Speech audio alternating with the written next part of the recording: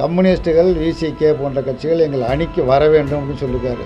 திமுக கூட்டணியில் இருக்கிற விடுதலை சிறுத்தைகள், கம்யூனிஸ்ட் கட்சிகள்லாம் வர வேண்டும் அப்படின்னு அழைப்பு விடுத்திருப்பது மிகுந்த நகைச்சுவைக்கு உரியது. இந்த கம்யூனிஸ்ட் கட்சி இருக்குது, ஜால்ரா போட்டுட்டு இருக்காரு இந்த மாவட்டத்தில் ஒருத்தர். வெக்கமா இருக்குது. ஏங்க, திமுக செய்யற தப்புக்கெல்லாம் இன்றைக்கு கம்யூனிஸ்ட் கட்சிகள் உடந்தையா இருக்குது. கம்யூனிஸ்ட் கட்சினா அதுக்குன்னு ஒரு தனித்தன்மை இருந்தது.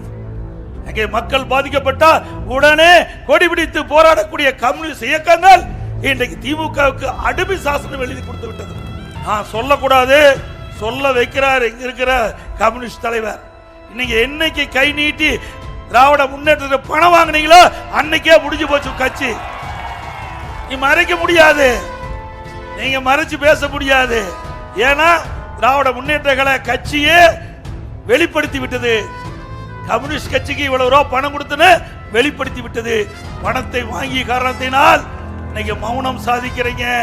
மக்களுடைய பிரச்சனை கூட இன்றைக்கு வெட்ட வெளிச்சத்தில் கொண்டு வர மாட்டேங்கிறீங்க. நீங்க எப்படி உங்களை நம்புவாங்க? இந்த பகுதியில் கம்யூனிஸ்ட் கட்சி அதிகம். சிந்திச்சு பாருங்க. கம்யூனிஸ்ட் கட்சி சேர்ந்த உறுப்பினர்கள் போராட்டம் நடத்தினா அடுத்த ஆண்டு சட்டமன்ற தேர்தலில் சீட்டை குறைச்சிருவாங்க. என்ன கம்யூனிஸ்ட் கட்சி? தயவு செய்து எண்ணி பாருங்க. குறை சொல்வதாக எண்ணி விடாதீர்கள். இருக்கின்ற யதார்த்தமான நிலையை சொல்லுகின்றேன். கம்யூனிஸ்ட் பேரியக்கம் ஒரு வரலாறு படைத்த இயக்கம்.